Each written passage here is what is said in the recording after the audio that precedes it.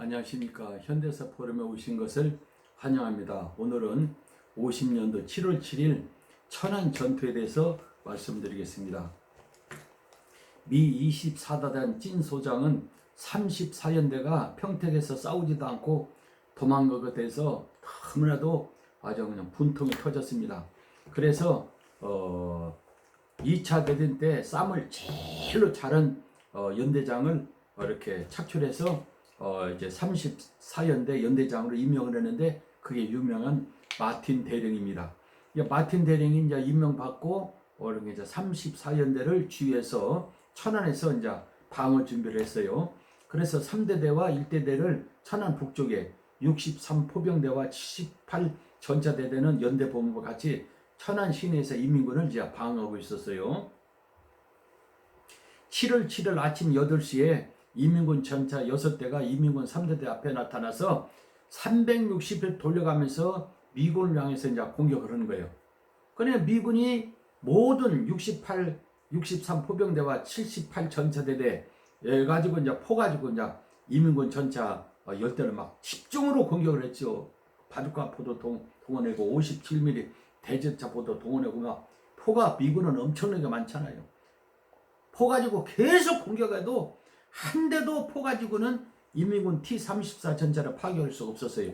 그만큼 T-34 전차는 소련에서 히틀러 나치스 군대를 막기 위해서 아주 연거를 최대한 해가지고 만드는 전차라 히틀러 그 타이거 전차하고 43년도 폴란드에서 막 4,000대 5,000대가 막 붙어가지고 싸움을 하는데 히틀러 이렇게 타이거 전차 그냥 작살나버려가지고 히틀러가 망한 원인이 되거든요. 그래서 T-34 전차는 세계적인 전차예요. 그렇게 훌륭한 잘 만드는 전차죠. 이 전차를 미군 포부대가 아무리 공격을 해도 파괴되질 않은 거예요. 그래서 이제 마틴 대령이 하도 답답해서 바주카포 가지고 자기가 직접 연대장이 이렇게 전차를 향해서 쏘았어요. 명중되는데 끄떡 닿는 거예요. 그리고는 그 이제 전차병이 마틴 대령을 해서 75mm 전사포로 막 쏘아버리니까 마틴 대령이 공중에 날리고 옷까지만 떨어진 거예요. 그리고 크리스는 상사는 포격을 할 때 막 포탄을 막 주지하는 바주카 포탄을 그 사람은 눈이 빠져갖고 그냥 앞을 보지 못하고 참 이런 전투가 천안에서 처절하게 이제 일어난 거죠. 그리고 1시간도 못 돼서 마틴 대령 34연대도 그냥 작살이 나버렸어요. 참패해버렸죠. 이 내용이 신문에 보도되니까 미국 사람들이 세상에 대령이 인민군 포살해가지고 공중에서 살점도 없이 뼈도 없이 그냥 다 날려버리고 옷까지만 떨어졌다는 이야기를 듣고 참 국민들이 한국을 돕자 헌금을 하자 나도 이제 출전하겠다 그래서 젊은이들이 너도 나도 한국전에 이제 가겠다고 해서 지원병들이 많이 모이게 되고 돈이 많이 모이게 되는 원인이 된 거죠. 그리고 1시간도 못해서 이제 34연대 마틴 대령은 이제 참패가지고 34연대가 이렇게 공주 쪽으로 이제 도망가 버렸죠. 그러니까 미군은 이제 21연대가 이제 조치원에서 방어를 하고 있지만은 이게 보통 문제가 아니죠. 그러면은 그 길로 이제 조치원을 거쳐서 대전으로 해서 막 대전까지 막 쉴 새 없이 밤낮으로 이제 공격을 해야 되는데 천안에서 1시간 만에 34연대 마틴 대령은 그냥 작살을 냈는데 또 김웅 장군이 이영호 사단장한테 더 이상 공격하지 마라.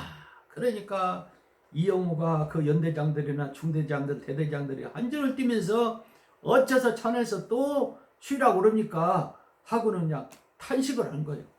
그런데 7월 7일 하루만 쉰 것이 아니라 7월 8일, 7월 9일까지 7월 8일, 7월 7일에서 7일까지 이틀 동안 천안에서 먹고 자고 노는 거예요.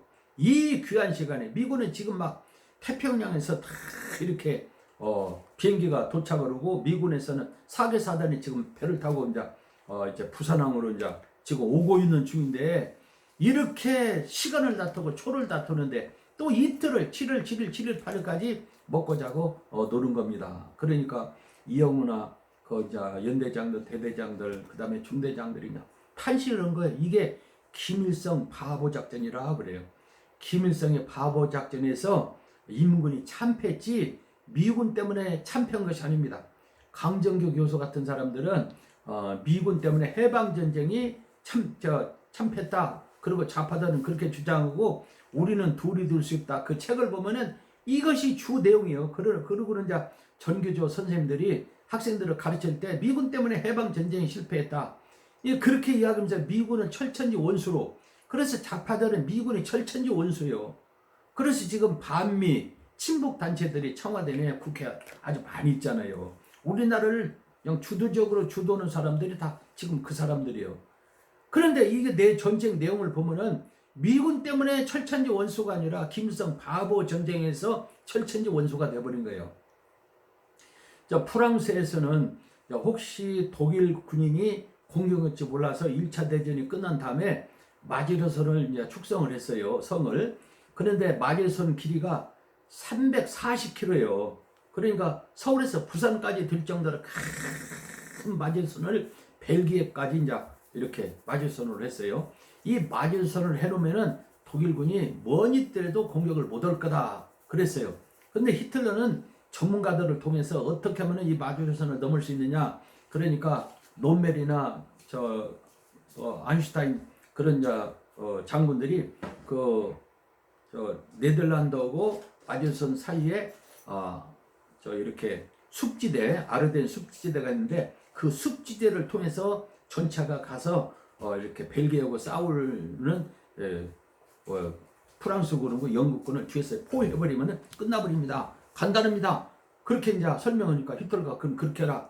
그래서 이제 아르덴 숲속을 통해서 논멜이 쫙 전차를 끌고 와가지고 마지르선하고 벨기에 그 국경 사이 좁은 데로 그냥 딱 뚫고 지금 프랑스군하고 영국군이 벨기에에서 독일군하고 싸우는데 독일군은 이제 마지르선에 대해서는 관심이 없다. 그래서 벨기에로 막 집중원 같이 위장을 해놓고는 아르덴 그 숲속을 이렇게 해서 이제 밑에서 포위를 딱 해버린 거예요.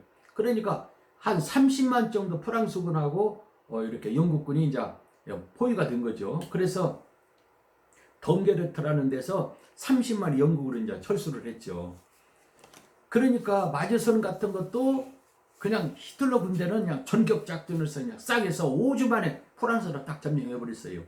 그리고 이제 1941년 이제 5월 달에 히틀러 부대가 쿠데리안 장군을 제일로 앞세워가지고 소련을 공격할 때 밤낮으로 공격을 해버렸잖아요. 하루에 막 60마일씩 막 진격을 하고. 그래서 이제 모스크바 35km를 남겨놓고는 이제 곧 이렇게 모스크바를 점령해서 스탈린을 완전히 그냥 체포하려고 그러는데 계속 비가 오고 계속 눈이 와가지고 눈 오고 비 때문에 히틀러 군대가 망해버렸지 전격 작전에 의해서 망한 것이 아니에요. 그러니까 전쟁을 막 상대방이 숨 쉴 사이 없이 그냥 밤낮으로 공격을 해서 끝장을 내버려야 되는데 세상에 이런 전쟁이 어디가 있어요? 김일성이가 삼국지를 읽었다든지 초안지를 읽었다든지 이신상군의 장군을 이렇게 전기를 읽어봤다든지 아니면 히틀러 군대 전법을 좀 전격작전을 연구했다든지 그랬으면 이런 전쟁이 없죠. 전 세계에서 지금 가장 연구하는 전쟁에 대해서 연구하는 내용이 히틀러 나치스 군대의 전격작전이에요. 히틀러 군대는 이렇게 고지를 이렇게 점령하려고 그럴 때 고지를 넘으려고 그럴 때 전차가 올라가지 못하면 불해갖고 끌고 올라가서 거기서 막 전차포로 쏘아버리는 거예요. 그걸 이스라엘군이 그대로 배운 거예요. 연구하고. 그래서 1차 전쟁, 2차 전쟁, 3차 전쟁, 67년 6.1 전쟁을 할 때 히틀러 전격작전을 연구를 해갖고 그냥 세상 시나이 반도 같은데 골란군이 그냥 순식간에 점령해서 그냥 끝내버렸잖아요. 그래서 지금도 전 세계 사람들이 나치스의 전격작전, 이스라엘군의 전격작전, 그걸 많이 연구를 했잖아요. 이제 김일성이가 히틀러 군대 전격작전이나 손자병법이나 또는 이제 삼국지나 초안지나 이순신 전기 같은 걸 읽어보고 전쟁을 해야지. 가다시고 이런 전쟁이 어디가 있어요. 그래서 김일성 바보 전쟁에서 임군이 참패한 거지 미군 때문에 참패한 것이 아니에요. 오늘은 뭐 여기까지만 하죠. 감사합니다.